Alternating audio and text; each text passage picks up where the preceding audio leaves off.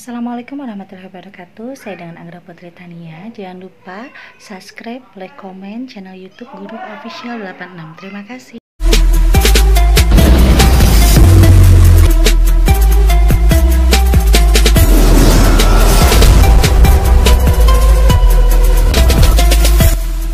Assalamualaikum warahmatullahi wabarakatuh. Jumpa lagi dengan saya Anggra Putri Tania. Dan kali ini saya didampingi oleh suami saya, Kiai Haji Akhtari Agam. Dan di sini suami saya akan mewakili tentang pertanyaan-pertanyaan dari sahabat IMP tentang Gunung Semeru. Assalamualaikum warahmatullahi wabarakatuh. Saya bersama Kari Agam, suaminya dari Neng Anggra Putri Tania. Saya mewakili pertanyaan-pertanyaan yang disodorkan kepada saya dari sahabat IMP semua. Pertanyaan pertama, saya mau tanya sama Dinda. Kenapa erupsi Gunung Semeru tiba-tiba tanpa ada peringatan terlebih dahulu? Jadi sebenarnya dengan adanya erupsi Gunung Semeru, ini ada sangkut paut dengan peringatan. Peringatan yang mutlak dari alam.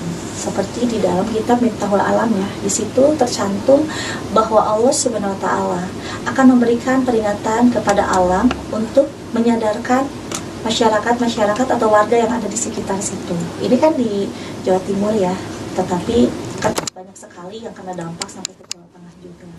Jadi di sini memang ada peringatan khusus dari Allah dengan sababiahnya alam, yaitu Gunung Semeru erupsi. Kitab Miftahul Alam ya namanya ya? Iya. Nah, Kitab Miftahul Alam itu saya pernah dengar ya, kalau nggak salah itu pengarangnya, coba jelaskan sama saya pengarangnya siapa? Jadi kitab Miftahul Alam itu pengarangnya adalah Syekh Asbanul Nawi. Asbanul Nawi itu yang asli memang dari Yaman. Itu dibuat pada abad ke-5 sebelum Masehi. Ya. Ini ada pertanyaan juga nih. Yang kedua, apakah ada kaitannya dengan murkanya Tuhan? Kalau untuk murka sih sepertinya tidak, karena yang namanya Allah Subhanahu wa taala itu adalah Maha Pengasih dan Maha Penyayang. Begitupun dengan Tuhan yang Maha Esa. Jadi untuk masalah murka itu saya rasa tidak, tapi ini hanya memberikan peringatan-peringatan khusus karena memang warga sekitar itu kebanyakan banyak sekali melakukan kemaksiatan, korupsi, dan juga melakukan hal-hal yang memang dilarang oleh agama. Ini pertanyaan ketiga. Ini banyak sekali nih pertanyaan yang akan disodorkan kepada Dinda, karena sahabat IMP itu memaksa harus bisa menjelaskan semua pertanyaan ini. Menurut Dinda, apakah akan terjadi erupsi lagi di Gunung Semeru? Kalau yang saya lihat ya, sepertinya kembang-kembangnya akan ada lagi erupsi yang memang terjadi di Gunung Semeru. Tapi di sini harus tetap waspada ya untuk warga, jangan dulu mendekati ke kaki Gunung Semeru karena takutnya nanti akan muncul lagi secara tiba-tiba. Nah, pertanyaan keempat, untuk korban meninggal dunia apa masih banyak? Kalau yang saya lihat insya Allah ya itu masih banyak sekali. Ini yang ditemukan itu belum seberapa, tapi masih banyak yang tertimbun oleh tumpukan abu dan juga bahan-bahan material dari rumah-rumah yang memang roboh gitu. Terus dari batu-batuan itu masih banyak sih yang saya lihat. Apakah Dinda bisa untuk mereda agar tidak terjadi erupsi lagi? Kalau dalam masalah itu saya hanya manusia biasa ya, yang tidak luput selalu munajat kepada Allah Subhanahu wa taala untuk meminta petunjuk. Tetapi kemarin itu saya mendapatkan ilham, insya Allah, supaya Gunung Semeru itu tidak terjadi lagi erupsi dalam beberapa puluh tahun ke depan. Insya Allah saya bisa membantu dengan doa dan minta bantuan juga oleh warga sekitar.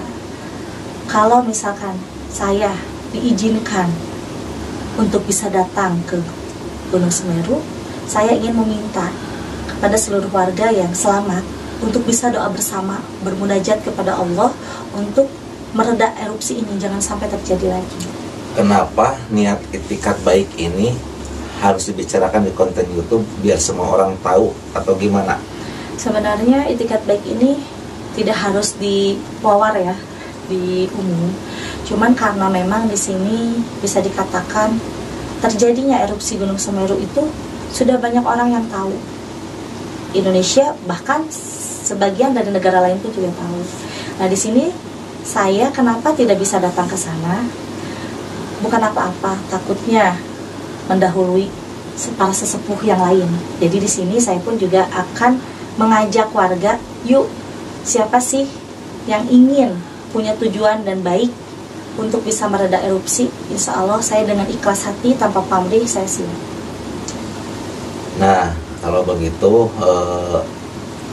apa harapan yang akan didapat setelah melangkah ke Gunung Semeru itu? Harapan saya setelah melangkah ke Gunung Semeru, doa bersama dengan semua warga yang selamat.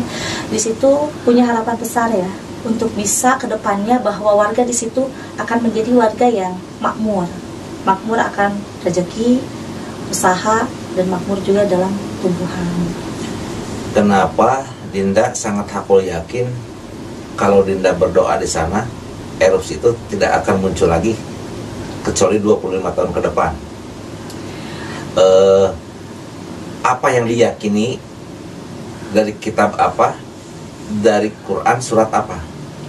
Kalau untuk yakin, kita harus selalu yakin ya kepada Allah Subhanahu wa Ta'ala, karena di dalam keterangan pun juga di dalam Quran surat Muhammad, ketika kita yakin dengan apa yang Allah punya, kita hanya manusia sebagai makhluknya.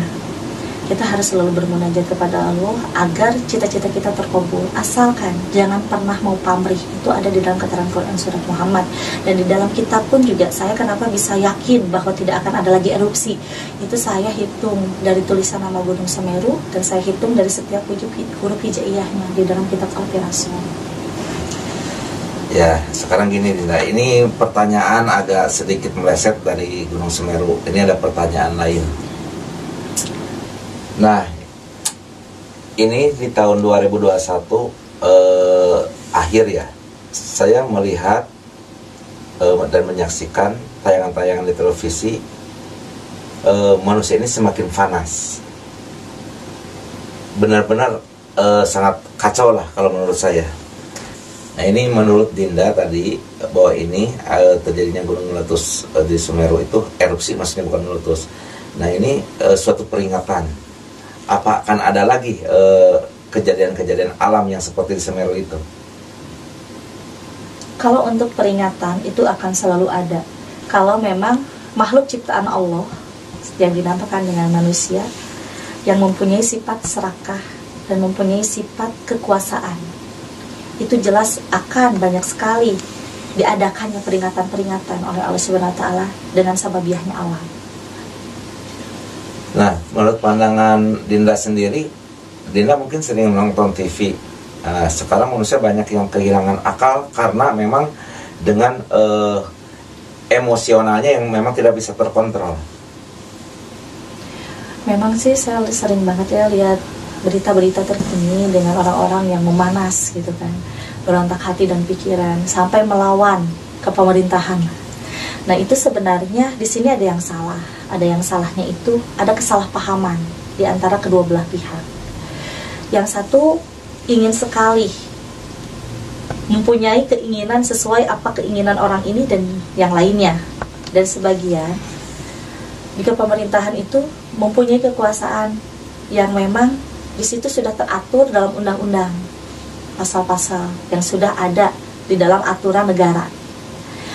Nah, di sini mungkin karena orang-orang yang memanas ini belum paham dengan apa yang disampaikan oleh aparatur negara. Karena kan ini di negara lahiriah ya. Karena di dalam kitab pun juga ada yang namanya dengan kegiatan sosialisasi dan tatanan negara.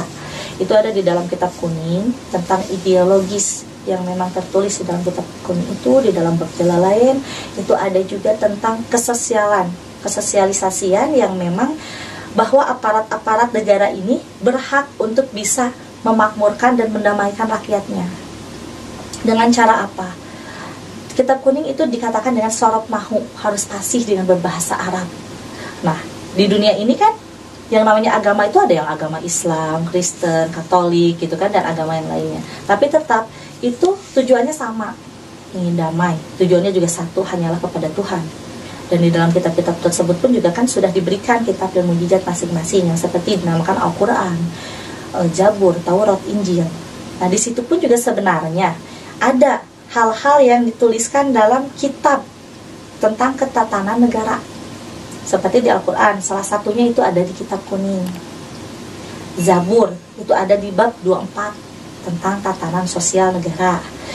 Taurat itu ada di bab 11. Injil pun juga itu ada di bab 42. Di situ ada. Sebenarnya kita harus bisa mengolah, tetap gitu kan. Di dalam kita ingin mendamaikan, menenteramkan rakyat, harus berpegang teguh kepada agama dan pegangan masing-masing, supaya tidak salah melangkah. Seperti orang memanas, ya jelaslah memanas, karena tidak pernah dijelaskan secara detail. Tapi kalau misalkan dijelaskan secara detail dan tidak melakukan kekerasan, mencari kesepakatan dan mufakat supaya mendapatkan solusi dan jalan keluarnya, itu insya Allah akan ketemu. Dan insya Allah akan damai negeri ini. Oh ya, saya ngerti, paham.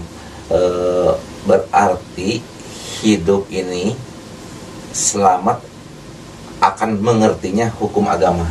Iya. Seperti itu intinya, betul. Garis besarnya. Keyakinan masing-masing dalam agama masing-masing. Iya, betul. Intinya ya kita harus mutajilah lah. Ya, mutajilah dan bermuhasabah diri itu yang sangat penting. Betul, iya. Nah, coba sekiranya harus seperti apa dan harus bagaimana? Intinya adab. Orang yang berilmu itu harus beretika baik ya. Kenapa kita menomorsatukan ilmu dalam hidup? Ilmu itu sangatlah penting supaya kita tidak dibodohi oleh orang. Dan di situ ilmu adalah yang utama, tetapi ilmu pun harus dibarengi dengan adab. Kita ngobrolin tentang adab kemanusiawian ya. Adab kemanusiawian itu ada di dalam kitab Al-Adab wal Muta'alim. Di dalam kitab itu ada di bab 2 sampai ke bab 7 tentang kemanusiawian, dan di bab 8 sampai seterusnya itu kitab tentang antara manusia dan gaib. Tapi di sini antara kemanusiawian itu kita harus mempunyai adab yang baik, etika yang baik. Contoh, seorang pemimpin tidak boleh memandang rendah terhadap bawahan-bawahannya, dan bawahannya pun juga tidak boleh menghakimi atau memandang sebelah mata kepada pimpinannya. Karena kan yang namanya orang itu sedetik berubah. Nah, di situ yang harus dijalin itu adalah adab dan etika yang baik. Dengan apa? Dengan saling menyapa, saling menghargai, saling menghormati. Gitu. Apa pernah sejarah seorang pemimpin waktu di zaman Kanjeng Rasul ataupun kesininya atau sebelumnya yang memang pemimpin itu dikenang selain Kanjeng Rasul? Paling kita di sini akan sedikit flashback ke belakang ya, flashback ke belakang tentang Sayyidina Ali. Kenapa Sayyidina Ali itu sangat dikenal? Karena dia selalu melakukan adab dan etika yang baik. Dia itu seorang bisa dikatakan jagoan ya, jagoan, dan beliau itu adalah orang yang benar-benar hebat dalam politik agama.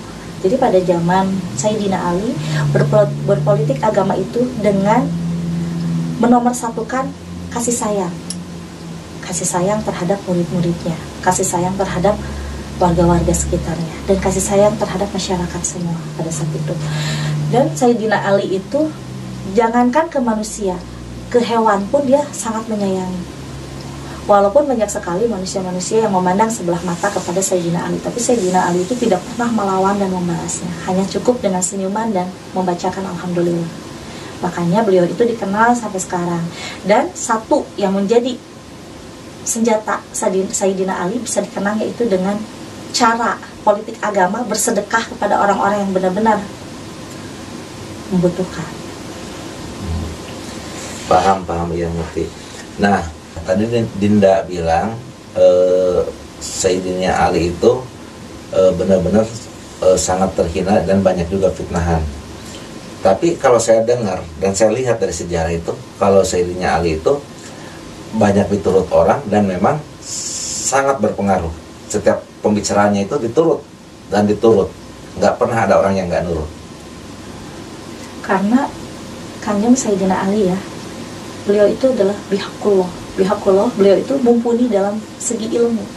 Jadi tidak menggunakan teori, tapi menggunakan ilmu. Dalam setiap hal yang apa ingin dia lakukan, pasti dengan ilmunya dulu, baru di situ akan sesuai rencana. Kan banyak sekali kalau sekarang itu hanya teori, tapi praktiknya tidak ada. Tapi kalau Kanjeng Sayyidina Ali itu dikumpulin dulu ilmu-ilmu apa yang dia dapat selama dia berpengalaman dan belajar. Nah setelah itu baru dikemas, setelah dikemas barulah disampaikan kepada banyak orang. Dan itu tepat pada waktunya. Dan juga sesuai dengan keinginan apa yang diinginkan oleh orang-orang itu. Jadi terkabul oleh Allah, akhirnya lancar, mulus, rahayu. Karena bihakullah, mumpuni dalam segi ilmu. Subhanallah, luar biasa. Sayyidina Ali pun udah sampai segitunya. Apalagi perjuangan Kanjeng Rasul, Nabi kita semua. Sangat luar biasa. Kalau itu gak usah dibahas lagi, karena Kanjeng Rasul itu benar-benar hamba Allah, Rasul, kekasih Allah yang memang sangat penyayang. Makanya Sayyidina Ali pun juga mencontoh kepada Kanjeng Rasul. Karena kalau tidak mencontoh sama dengan bid'ah. Betul. Nah, mungkin ada sedikit pesan untuk sahabat IMP dari Dinda. Melangkah yang baik, hidup yang baik sesuai aturan yang memang tertulis di dalam kitab kuning itu tentang kesosialan ya. Silakan. Tentang kesosialan yang ada di dalam kitab kuning itu berpadu ya, berpadu kepada ajaran Kanjeng Rasul. Dan di situ kita melangkah dengan baik harus dengan pikiran yang jernih, hati yang jernih, dan tidak muluk-muluk untuk mendapatkan kekuasaan atau keserakahan. Supaya peringatan-peringatan dari Allah Subhanahu wa taala bisa direda, kita harus bisa mawas diri dan harus lebih berhati-hati, harus bisa memilah dan memilih antara mana nih yang benar dan mana yang tidak, supaya kita tidak terjerumus ke dalam hal yang salah. Oke sahabat IMP, alhamdulillah pertanyaan semuanya yang diwakilkan kepada saya sudah saya tanyakan dan jawabannya langsung Dinda yang menjawab semuanya. Semoga sahabat IMP merasa puas, dan jangan sampai lupa terus dukung IMP dengan cara like and subscribe, gitu aja ya. Ya mungkin dari saya cukup sekian. Terima kasih. Suami saya sudah mewakili pertanyaan-pertanyaan dari sahabat IMP. Untuk sahabat IMP, dukung terus channel ini supaya bisa berkembang lebih baik. Saya pamit undur diri. Wassalamualaikum warahmatullahi wabarakatuh.